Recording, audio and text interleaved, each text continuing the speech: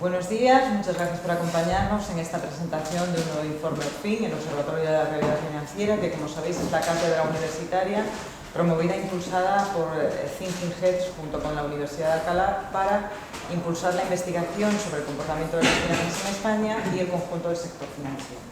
En esta ocasión el informe forma parte de la serie que llamamos Actualidad ORFIN, que se centra en evaluar y analizar aspectos de novedades sobre la economía, el sistema regulatorio, etcétera, que pueden afectar al sector financiero en general. Como sabéis, el mes pasado presentamos un informe Actualidad ORFIN respecto al impuesto extraordinario sobre la banca, en el que colaboraron expertos ORFIN y también otros economistas externos, por ejemplo, Santiago Carbó, María Caraval, Joaquín Maudus. Se presentamos el mes pasado y en este mes lo que presentamos es un informe también de actualidad en torno al acuerdo alcanzado por el Gobierno y el sector financiero de medidas en alivio de la carga hipotecaria. Como sabéis, el acuerdo se presentó públicamente el 22 de noviembre, después de semanas de intensa negociación que llevaron a una nueva ampliación, una modificación del Código de Buenas Prácticas de apoyo a los deudores hipotecarios sin recursos, en esta ocasión con una gran amplitud, tanto en el espectro de protección que realizan estas medidas respecto al Código de Buenas Prácticas precedente, que ya se había modificado en 4 ocasiones anteriores, pero que nunca con la ambición con la que se ha modificado ahora, porque en el espectro de personas susceptibles de ayuda, de medidas de apoyo frente a posibles problemas en atención a sus deudas hipotecarias, se incluyen desde las familias en situación de vulnerabilidad a aquellas que pueden estar en riesgo de vulnerabilidad por problemas de liquidez puntuales. Hemos leído mucha información al respecto de estas negociaciones, de cómo se dio a luz finalmente a este acuerdo. Ha habido amplios debates, mañana hay un debate parlamentario y de hecho hay una sensación de preocupación que en ocasiones conviene modular. Por ejemplo, la semana pasada conocíamos los datos del índice de confianza del consumidor del CIS, donde situaba el problema de las hipotecas en un nivel muy reducido. Tengamos en cuenta que a pesar de que el índice ha venido experimentando un progresivo empeoramiento a lo largo del último año, sobre todo en la medida en que las personas ven peor la situación económica, tanto en retrospectiva como en prospectiva respecto al futuro, esta sensación de empeoramiento viene motivada sobre todo por el alza de precios, por la sensación de estancamiento, de que no suben suficientemente los salarios, pero sin embargo la mención expresa a un problema en el pago de la cuota de la hipoteca apenas aparece mencionada. O sea, por poner un ejemplo, únicamente un 1,4% de los consultados señala este problema. Sin embargo, las soluciones están aquí y como en la responsabilidad de ORFIN está el someterlas a análisis y el dar conocimiento de una información cierta, valorada y analizada respecto a la situación de las hipotecas y el impacto de las medidas, el director de ORFIN y el presidente del Consejo Asesor han colaborado en un informe que no solo expone cuáles son las medidas, cómo funcionan, en qué modifican el Código de Buenas Prácticas anterior o cómo se pueden aplicar, sino también el análisis de 4 claves fundamentales que han estado protagonizando la actualidad. Por un lado, cuando se ha estado hablando de la negociación de estas medidas, en muchas ocasiones se ha hecho referencia a la precedente de la crisis de 2008 y se ha comparado esta situación con la situación de entonces. De la misma manera que se ha comparado la situación del mercado hipotecario ahora con la situación del mercado hipotecario entonces, y nos parecían que eran 2 claves que convenía analizar, además de valorar en sí mismo el acuerdo y las medidas y el impacto que pueden tener en la sociedad española. Y partiendo de esas 4 claves, en ORFIN han elaborado este amplio informe y yo creo que esas 4 claves además nos pueden guiar la exposición que nos hagan tanto José Carlos Díaz como Daniel Lacalle como colaboradores en el informe. Y si os parece, una vez analicemos estas 4 claves, podemos abrir el debate para que podáis plantear vosotros también las preguntas que creáis convenientes. Por lo tanto, y sin enredarme más, empezamos por lo primero. ¿Es esta la crisis de 2008? ¿Estamos de nuevo ante un colapso del sistema? No, yo creo que no. No estamos ante el colapso del sistema, pues los factores de riesgo son completamente diferentes, ¿no? El gran problema en el año 2008 no era un problema de estancamiento y de inflación, era un problema claramente de exceso de acumulación de riesgo en áreas que se pensaban que tenían muy poco riesgo y sin embargo pues estaban no solamente elevadas en cuanto a valoración, sino elevadas en cuanto a apalancamiento. Yo creo que eso es la gran diferencia. La otra gran diferencia es el nivel de capitalización del sector bancario. El sector bancario desde el año 2011 ha aumentado capital de máxima calidad a razón de un 1% más o menos anual, todos los años, en un entorno que es muy negativo para el sector financiero, como es el de tipos reales negativos y nominales, y con el de una crisis en la eurozona que se extendió por lo menos hasta el año 2015. Por lo tanto, yo creo que la diferencia tanto del nivel bancario como a nivel exposición de las familias y de las empresas al apalancamiento es muy diferente, y sobre todo de las familias, lo has dicho tú antes, no es una casualidad que las familias tengan menos preocupación por el pago de la hipoteca, ya no se están tomando hipotecas por el 100 y pico % del precio del inmueble, no se está tomando el nivel de riesgo que se tomó en aquella, sobre todo en la última época, 2006 a 2008, ¿no? Bueno, sí, principalmente, bueno, primero, ¿no? Yo creo que es un tema muy sensible en la crisis del 2008 y muy querido para mí, el tema del impacto de la crisis sobre la deuda de las familias, y tanto en Estados Unidos como aquí fue un tema que provocó una tensión social tremenda, ¿no? Y estamos viendo en la fragmentación del Parlamento todavía los efectos de aquella crisis, o sea que yo creo que es un tema que hay que comentar.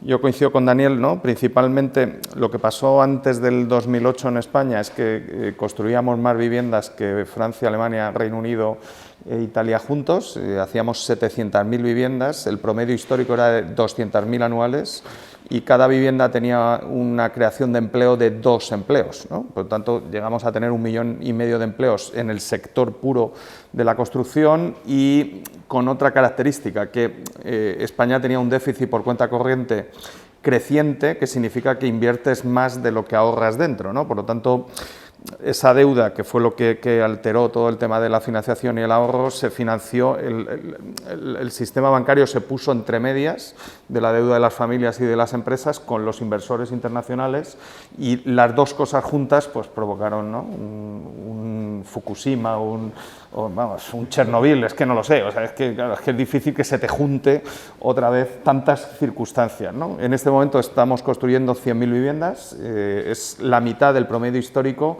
y llevamos 10 años construyendo la mitad del promedio histórico, por lo tanto no hay ese problema. De hecho, no está habiendo destrucción de empleo, es posible que ahora empiece, pero de momento no lo estamos viendo. Y dos, estamos en el otro extremo, ¿no? La banca vuelve a tener otra vez una situación, como decía Paul Krugman, aburrida. Hay más depósitos que créditos concedidos, ¿no? Por lo tanto, la banca financia dentro de su balance el crédito concedido, no tiene que salir a los mercados a emitir, ¿no? Eso ha permitido que España lleve prácticamente 10 años con un superávit por cuenta corriente, incluso este año con una crisis energética, esto es histórico, ¿no? O sea, no ha pasado desde el año 60, o sea, que nunca o sea, España es un país dependiente de energía, cada vez menos por las renovables, pero sigue y seguimos teniendo superávit, ¿no? Y eso ha bajado la deuda externa significativamente, y el problema ya no es la deuda privada y bancaria, el problema ahora se concentra exclusivamente en lo que es la deuda pública, en la parte que no ha financiado el BCE, ¿no? En los vencimientos y en el déficit público que hay que financiar el año que viene, pues que estará en torno a unos 250 o 300.000 millones de nueva emisión, ¿no? Ahí sí hay vulnerabilidad en la parte de bancaria. Y luego en la parte de las familias, pues evidentemente que después de los excesos del 8, yo creo que el sistema bancario ha sido mucho más prudente, y familias que, claro, una hipoteca es una cosa muy sensible, ¿no? O sea, una hipoteca es que el banco te anticipa el dinero y no se lo devuelves hasta 30 años después, ¿no? Entonces, es una cosa como que te cubre muchas circunstancias vitales, ¿no? Entonces, yo creo que se dieron hipotecas que no se deberían haber dado antes del 2008 a familias que no tenían un trabajo estable, que no tenían, ¿no? Y eso no ha pasado en los últimos 10 años. La deuda de las familias ha bajado exponencialmente, desde el 60% del PIB al 40% del PIB, y los que tenemos hipoteca desde antes del 2008, hemos aprovechado los tipos negativos que decía Daniel para amortizar toda la deuda. Cuando tú tienes tipos negativos con tipo variable del Euribor, no pagas intereses en la cuota mensual y todo lo que amortizas reduce la deuda, ¿no? Por lo tanto, prácticamente las familias que están endeudadas con bastante plazo, pues están en una situación de mínima vulnerabilidad financiera. ¿Dónde está el riesgo? Pues lo que está cubriendo el acuerdo que ha hecho la banca con el gobierno, que yo creo que es un gran acuerdo, familias que ya eran vulnerables, que están perdiendo el empleo, que están en situaciones muy extremas, que en el 2008 fueron una generalidad que afectó a muchas familias y que ahora pues se concentra en un grupo más pequeño, ¿no? Entonces, por quedarnos con la conclusión, las diferencias son básicamente tres, o sea, en la situación macroeconómica, la diferencia fundamental es la creación de empleo, que al final sostienen la renta de las familias en mayor medida, la situación del propio endeudamiento de las familias que tienen más margen o más capacidad financiera para afrontar las deudas y en tercer lugar, y lo estáis apuntando, las diferencias en el mercado hipotecario, las diferencias en la composición de la cartera hipotecaria, que ahora es mucho más saneada, por así decir. No sé si queréis apuntar algo más o se me ha quedado por ahí. No, es que eso es muy importante. No es lo mismo tener una cartera. Recordemos que en los últimos años la inmensa mayoría de las hipotecas que se han concedido han sido por cantidades muy inferiores al 80% del valor de tasación del inmueble. Y eso está muy bien. Primero, porque no hay un exceso de crédito. O sea, las crisis se generan cuando desaparece el equity, el capital. Entonces, cuando tienes un colchón de capital y las entradas han sido suficientemente amplias y el análisis de riesgo ha sido tan estricto como el que se ha dado en los últimos años, yo creo que el riesgo es muchísimo menor. De hecho, estamos viendo cómo en Suecia, o en China están teniendo unos grandes cambios de precios en el sector inmobiliario y en Suecia, por ejemplo, pues el nivel de impagados de los préstamos hipotecarios pues no se ha elevado de manera importante y aquí en España tampoco. ¿Quieres contar algo más, Carlos? Entonces, si acordamos que la situación es diferente, esto cambia la necesidad de las medidas os parecen convenientes, tengamos en cuenta, por hacer un breve repaso, que siguen un poco el esquema, la ruta que marcaba el Código de Buenas Prácticas del 12, de reestructuración, diferentes medidas de reestructuración hasta llegar a una posibilidad de dación en pago, pero incorpora también novedades pues, de congelación de cuota, de reducción de tipo de interés, de reducción o suspensión de comisiones. A grandes rasgos, ¿qué os parece cómo están planteadas? Bueno, yo creo que es un muy buen acuerdo, ¿no? En el 2007-2008 yo creo que también, claro, ahora es más fácil verlo después de lo del 8, ¿no? O sea, ya has visto, esto es como tirarte por paracaídas, ¿no? La primera eres un inconsciente, la segunda ya dices, esto ya ha pasado, ¿no? Yo creo que se tardó mucho en reaccionar en el 2008, ¿no? Tanto a nivel de gobierno como a nivel de sistema bancario, y de ahí surgió, ¿no?, la plataforma para las hipotecas. Tenemos una alcaldesa en Barcelona que viene de aquello, o sea que aquello no se gestionó como se tendría que haber gestionado. Ahora nos estamos anticipando, como ha dicho Daniel, no estamos viendo nada de morosidad, o sea, no es que no esté subiendo la morosidad, es que no hay morosidad en el sector hipotecario en España. ¿Puede haberla? Pues sí, ¿no? Si entramos en una fase donde empieza a haber algo de problemas en el mercado de trabajo, ¿no? Aunque las previsiones es que la destrucción de empleo de momento sea ligera, pero bueno, he contado lo de la deuda pública porque todo se puede complicar, ¿no? Si se activa una crisis financiera que no está en el escenario y empezamos a ver problemas por ahí y se contagia lo de Italia, o sea, que riesgos hay, ¿no? Y tú lo que estás poniendo con este acuerdo que ha hecho el Gobierno con el sector bancario es una red de protección, ¿vale? O sea, si se produce el evento o si hay familias que por la propia subida de la inflación no pueden pagar la hipoteca porque ya te está impactando porque tienes que pagar la comida y la energía, que es la principal prelación, o sea, solo dejas de pagar la hipoteca cuando no tienes para comer o para poner la luz, ¿no?, y la electricidad, o sea, que si la prelación te da, pues básicamente el acuerdo yo creo que es bastante amplio, bastante flexible para ese núcleo de familias vulnerables que en España lo que se ha definido puede llegar a más de un cuarto o una tercera parte de las familias, o sea que es un núcleo amplio. Puedes cambiar el tipo de interés y bajarlo para pagar menos cuota, puedes alargar el plazo, puedes tener años de cadencia donde no amortizas capital y solo intereses y te bajas significativamente la cuota, y si todo eso no funciona, pues evidentemente se activa inmediatamente la dación en pago, que, ¿no?, como ha dicho Daniel, traduciendo un poco el equity, es que tú tengas un activo que tiene un valor y que tengas una deuda que es superior al activo, ¿no? Entonces no puedes ir al mercado a venderlo, y si lo vendes te sigue quedando deuda y estás en exclusión financiera, ¿no? La banca activa un problema de dación en pago, y en ese segmento, después de todo ese abanico, si tú no has podido encajar en ninguna de las anteriores, tú no tienes un problema hipotecario, tú tienes un problema de pobreza severa. O sea, cuando ya llegas después de todas las situaciones, entonces, además de la dación en pago, pasas a servicios sociales y pasas a tener un alquiler social prioritario sobre el resto de la sociedad, ¿no? Yo creo que, o sea, no se puede hacer, ¿no? Yo estoy pensando en el 8, yo hablaba de estas cosas en el 2008, o sea, no se puede cubrir más, o sea, ya es que no puedes meter más situaciones, ¿no? Entonces, ¿hay otras familias que podrían entrar? Sí, pero si pierden el empleo van a entrar, porque la prestación por desempleo te mete inmediatamente ahí, ¿no? El primer mes, ¿no? O sea, que estás cubierto por la red, yo creo que significativamente, y yo de verdad felicitar, ¿no? Y estoy bastante crítico con el Gobierno en el último año, pero yo creo que este es un gran acuerdo y además sin coste para el presupuesto, o sea, o sea, no tiene aristas, ¿no? Para mí el acuerdo que se ha cerrado, ¿eh?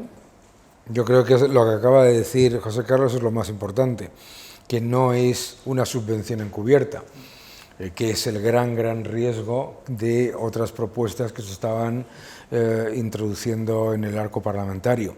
Además, que lo que hace es contemplar todo un abanico de posibilidades sin entrar en un problema de incentivos perversos, porque al final tampoco convenía llegar a un acuerdo en el que saliese penalizada aquella persona que hubiese tomado una hipoteca a tipo fijo y saliese beneficiada una persona que no había cambiado su hipoteca por ignorancia, falta de información o simplemente porque no consideraba. Entonces yo creo que en ese sentido lo más importante es que muestra lo que deben ser los acuerdos ante una crisis, que es que tienes que poner en común lo que saben las empresas, lo que saben los bancos, lo que saben que está ocurriendo y los riesgos que se pueden dar, aprender de la experiencia previa, que es lo que acabas tú de decir, y ofrecer un abanico de soluciones sin convertirlo en un problema mayor a medio y largo plazo, que es siempre el gran problema de los parches y de la utilización del presupuesto para tapar problemas coyunturales. Entonces, a mí lo que me parece, por lo menos, es que se tiene que valorar como algo que se debería extender al resto de los sectores. O sea, ahora mismo estamos hablando sobre el sector alimentario, se debería hacer algo similar en el que se utilizase la experiencia y el conocimiento del sector precisamente para que sea eficiente y eficaz, que es la cuestión. ¿Por qué? Porque si la situación empeora radicalmente, y los riesgos son importantes, si la situación empeora radicalmente, tienes ya una serie de colchones y de baremos que te permiten, digamos, implementar medidas rápidas que no generan un problema mayor a corto plazo. Si la situación no empeora radicalmente, no has generado un enorme agujero presupuestario que luego es mucho más difícil de solucionar y que luego se paga, obviamente, ¿no? Entonces, a mí me parece que en ese sentido es un ejemplo de lo que deberían ser las medidas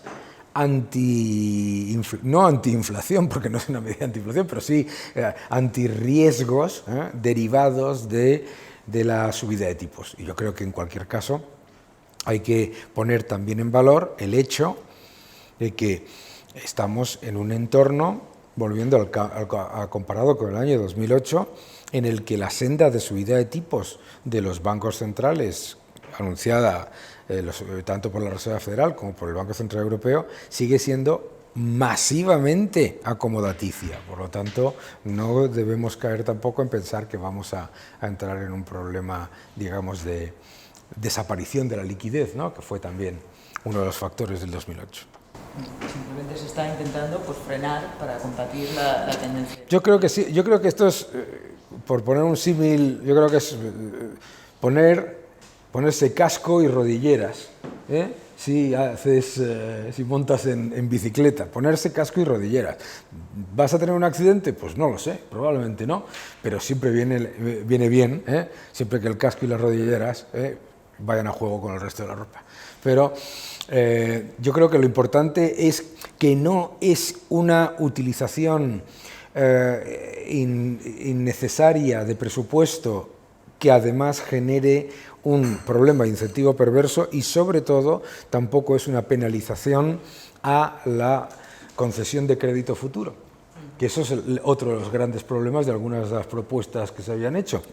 Que si tú introduces un incentivo perverso que además penaliza al sector que concede crédito, a que estás perjudicando es a las familias o a las parejas que quieran comprarse un inmueble o una casa en los próximos meses. Eso también lo habías mencionado tú, José Carlos. ¿Cuáles son los riesgos de otro tipo de medidas que no segmenten, que no nazcan de un acuerdo? Bueno, yo creo que ese es el gran riesgo. Claro, o sea, tenemos el Parlamento que tenemos, ¿no? Nosotros hemos tenido un sistema político extremadamente estable, más o menos desde el año 70 y... bueno, más desde el 82 hasta prácticamente el 2015, ¿no? Donde había dos grandes partidos con un peso mayoritario en el Parlamento que tenían capacidad de legislar, de sacar leyes, ¿no? Eso se ha roto, ¿no? El Partido Socialista tiene 120 escaños y gobierna y el Partido Popular tiene 89, ¿no? Entonces, es muy complicado sacar leyes. Estos son leyes técnicamente muy complejas. O sea, el sistema hipotecario, ¿no? Fue profesor mío el que fue presidente del Banco Hipotecario, hizo la ley hipotecaria, Antonio Torrero, y nos lo contaba ya en la facultad. O sea, una ley tocas y desconectas y se te van los plomos, ¿no? Ha pasado la ley del sí es sí y claro, una ley es una cosa muy complicada, ¿eh? O sea, que cuando la haces tienes que cumplirla, que es esto lo que tienen las leyes, ¿no? Entonces, como la hagas mal, ¿no? Entonces, el gobierno tiene un equipo técnico desproporcionado que no se conoce, pero está toda la Dirección General del Tesoro que tiene un conocimiento técnico muy potente de esta parte, y está el Banco de España, que supongo que habrá apoyado en toda la negociación, ¿no? Y tienen un asesoramiento técnico que los grupos parlamentarios no tienen. De hecho, Daniel y yo, que estudiamos en la universidad, yo de esto no aprendí nada en la universidad. O sea, todo lo que hemos contado ahora, yo lo he aprendido fuera. Y soy profesor, ahora lo cuento, pero a mí nadie me enseñó esto, ¿no? Entonces, lo digo porque los economistas que asesoran a los grupos parlamentarios de esto no tienen ni idea. Eso es. O sea, ni idea. Eso es. O sea, cero idea. ¿Vale? Entonces, la ignorancia es muy osada, ¿no? O sea, puede estar bien intencionada, pero claro, abro el abanico, ¿no? A todas las familias. Claro, tú ahora tienes un impacto contenido porque son familias que si van a tener un impacto en morosidad, ya iban a tener un impacto en provisiones, ¿no? y en el impacto que iba a tener en el capital de la banca. Entonces el impacto marginal que aporta el acuerdo es mínimo, ¿no? Puede haber algo, ¿no? Yo, ¿no? Me voy a poner en mi caso porque yo tengo una hipoteca, ¿sabes? ¿No? Entonces, yo tengo una hipoteca, ¿no? Donde mi cuota mensual me ha subido 50 pavos, ¿vale? Porque tengo la hipoteca desde el 2006, porque he amortizado todo, porque me compré la casa a un precio razonable, porque me podía haber vuelto loco y haberme comprado una casa de 1 millón, pero me compré una casa razonable y no me endeudé, porque mi abuelo me enseñó a no endeudarme, ¿vale? Y pude, ¿eh? O sea, me la ofrecieron y no me endeudé y me ha subido 50 pavos. Entonces, yo, que no necesito un cambio en las condiciones, me van a dar una posibilidad para hacer un cambio, ¿no? Y bajarme la cuota o cambiarme las condiciones y bajarme el tipo de interés. Eso va directamente contra el capital de la banca. Y si quitas capital de la banca, ya lo contamos cuando presentamos el informe del impuesto, ¿no? Meterle un impuesto sobre el capital a la banca va a dar menos crédito y menos creación de empleo, ¿no? Bueno, si además le metes este impacto, entonces yo creo que, o sea, si de verdad creen en la negociación con el sector y que sea un pacto voluntario, ¿no? Igual que creen en la negociación colectiva cuando hablas con la patronal o con los sindicatos, el acuerdo del gobierno, que para eso está, o sea, el poder legislativo le ha dado al ejecutivo el poder de ejecutar y negociar estas cosas, debería ir en aprobación directa del decreto, ¿no? Si van a abrir esto en una ley, esto es otra cosa, ¿eh? O sea, ya es tocar la ley hipotecaria, eso tienes que ir a Bruselas, tienes que ir a la European Banking, ¿no? Entonces, yo creo que no les da tiempo en esta legislatura, pero abres un lío, ¿no? Entonces, Yo creo que ese es el riesgo en este momento, o sea, que entres a negociar unos presupuestos y acabes hablando de sedición y malversación, que dices, vale, pues sí, ¿no? Es que, bueno, o no, o que abras y digas, no, es que hay un pequeño déficit en las pensiones del País Vasco, ¿no? Que tienen muy poquita población y muy mayor, y deben explicar como el 15 o el 20% del agujero del sistema de pensiones, y negocies el cupo en los presupuestos y los vascos no paguen el agujero de sus pensiones, y lo distribuyamos entre todos, ¿no? Entonces yo me quedo con el cupo porque es lo guay, ¿no? Y el agujero de las pensiones se lo enchufo a los 47 millones de españoles. Eso está pasando, ¿eh? Entonces, ese es el gran riesgo que tenemos en España en este momento, en general, no con este acuerdo, ¿no? Pero bueno, si el gobierno gobierna, ¿no? Y ese acuerdo que se ha pactado con el sector privado va al Parlamento y se aprueba el decreto, pues yo creo que no habría ningún problema, ¿no? Yo creo que además ahí lo que ha dicho José Carlos es muy importante. Los partidos políticos están rodeados de unos asesores que son fundamentalmente profesores universitarios que no entienden lo rápido que desaparece el capital. Jamás. Se les parece que el capital es un concepto como una especie de, como una mesa que se queda estático y el capital o se crea o se destruye, no existe otra cosa. Eso es difícil de explicárselo a alguien que está funcionando con hojas de Excel, pero el capital o se crea o se destruye, y cuando se destruye no se destruye a la misma velocidad a la que se ha creado. Y lo vivimos en el año 2008. El problema se crea, el capital, el riesgo se acumula lentamente y salta muy rápidamente. Eso no se le puede explicar nunca a un político y mucho menos a sus asesores porque no lo pueden entender. Pero es una evidencia y lo que debemos estar alertando constantemente es que todos estos riesgos que se pueden contener con acuerdos que son relativamente fáciles de llegar además, porque ha sido muy fácil, te los llevas por delante con una mala ley. Te los llevas por delante con una mala ley en la que de repente por algo que tú crees que es irrelevante, como ha pasado en Chile, tienes una fuga de capitales de 18.000 millones de dólares en una semana. Yo creo que hay un tema del debate público que yo creo que no está bien explicado, por lo menos a mí me lo parece, ¿no? Los tipos de interés negativos del BCE han sido muy antisociales. Eso es. O sea, la burbuja que tenemos en los precios de la vivienda, que excluye de la compra al 70% de los jóvenes españoles, lo han provocado los tipos negativos. O sea, volver a tipos del 3% es lo que necesitábamos ya desde antes de la crisis de inflación, ¿vale? Y la culpa del acceso a la vivienda y de la subida de los alquileres es por los tipos negativos del BCE. Es lo que ha provocado la inflación de activos y la inflación de alquileres, ¿vale? Un tipo del 3% con una inflación del 5% en la subyacente en Europa sigue siendo un tipo expansivo. O sea, no es un tipo contractivo. ¿Por qué? Porque a ti lo que te interesa, ¿no? Es que veo cosas en las redes y en el Parlamento, de verdad, que es de primero de grado, ¿eh?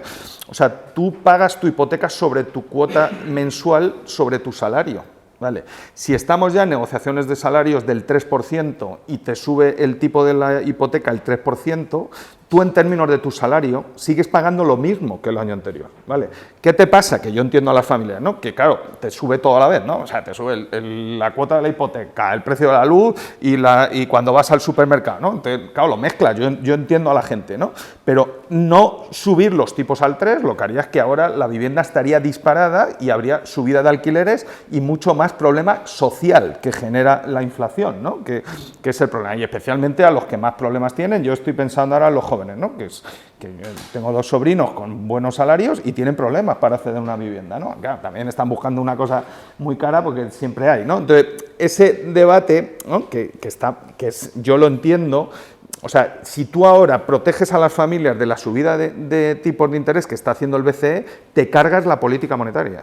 O sea, la desactivas. Vale, y si desactivas la política monetaria, generas más inflación, ¿no? Y estás empeorando la situación de nuestros jubilados, de la gente que va al supermercado, de la gente vulnerable y de los pobres. Entonces, o sea, todo en la vida no puede ser, ¿no? Entonces, o estamos a inflación o estamos a empleo y a crecimiento, ¿vale? Si quieres contener la inflación, hay que tomar medidas de contención de la inflación. Y si eso te supone que vas a estar un año, ¿no?, con un periodo de estancamiento del empleo para digerir el shock inflacionista que estás teniendo, ese es lo único que podemos aportar. Si no queremos evitar eso, pues lo que queremos es a dinámicas inflacionistas, que es lo que de verdad los españoles hacemos bien. O sea, a los españoles lo que se nos da bien es la inflación desde hace 300 años, ¿no?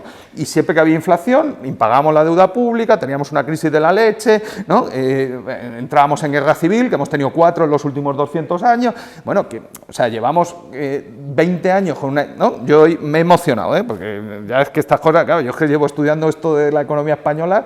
La inflación de servicios en España, ¿no?, con un shock de esta naturaleza, está en el 4%. Eso es más bajo que Alemania. Esto no ha pasado nunca en la vida, ¿vale? Y es un comportamiento eficiente de una economía que está sufriendo un shock brutal de energía similar al de los años 80 y llevamos la inflación subyacente al 20% y la tenemos en servicios en el 4%. Entonces, claro, ¿qué te va a permitir eso? Pues que el impacto de una crisis de energía lo tengas en 1 o 2 años y no en 15 o 20 años como hicimos en los 70. Llevamos la tasa de paro al 23%, ¿vale? Entonces, o sea, entiendo que está la situación complicada, ¿no?, que nadie le agrada la inflación, pero bueno, es una crisis externa, ¿no? Entonces, lo que hay que hacer es mejorar la parte energética aquí, ¿no? Hay un vencimiento de renovables el 25 de enero de 80 gigavatios nada más, ¿no?, que es más del objetivo del Gobierno a 2030, y van a vencer los permisos sin que se renueve el acceso del permiso a la red de alta tensión. Entonces, eso puede ser un shock inflacionista brutal, porque todo lo que metas de renovables reduce el hueco térmico y el consumo de gas en la producción de electricidad. O sea que centrémonos donde podemos ayudar y no generemos más problemas, ¿no?, con medidas de este tipo, que yo entiendo que es bien intencionado, ¿no?, pero si tú a la gente le quitas dinero en circulación, ¿no?, y sube las pensiones un 8%, pues ¿qué va a hacer la gente? Gastárselo. Si vas al mercado y no hay producto, pues lo que va a hacer es subir los precios de los alimentos, que es lo que estás provocando. Entonces, si quieres de verdad tomar medidas antiinflacionistas, pues hablas con los economistas, ¿no? Nosotros tenemos la cátedra en la Universidad de Alcalá, os invitaremos un día allí si queréis ir. Es un convento del siglo XVI, ¿no? Daniel ha estado allí hablando, y allí había monjes en el siglo XVI que ya asesoraban al rey en temas de inflación. O sea, es que de otra cosa no, la del 8 nos costó entenderla, pero la de la inflación es que llevamos miles de años estudiando la inflación, sabemos cuáles son las causas, qué lo genera.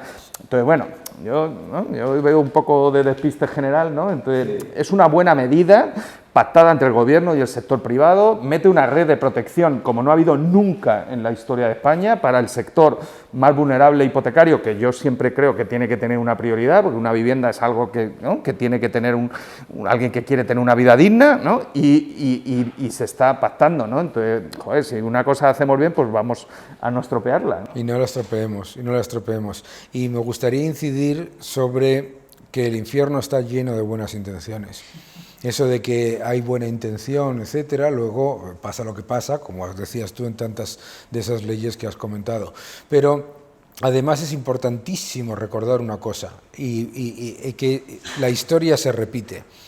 Es absolutamente esencial combatir la inflación, subir los tipos, y es verdad que puedes tener un año y medio, lo que sea, pues de menor crecimiento, de esto y tal, lo que sea, vale, puedes, y un poco de dolor a una década de esta inflación.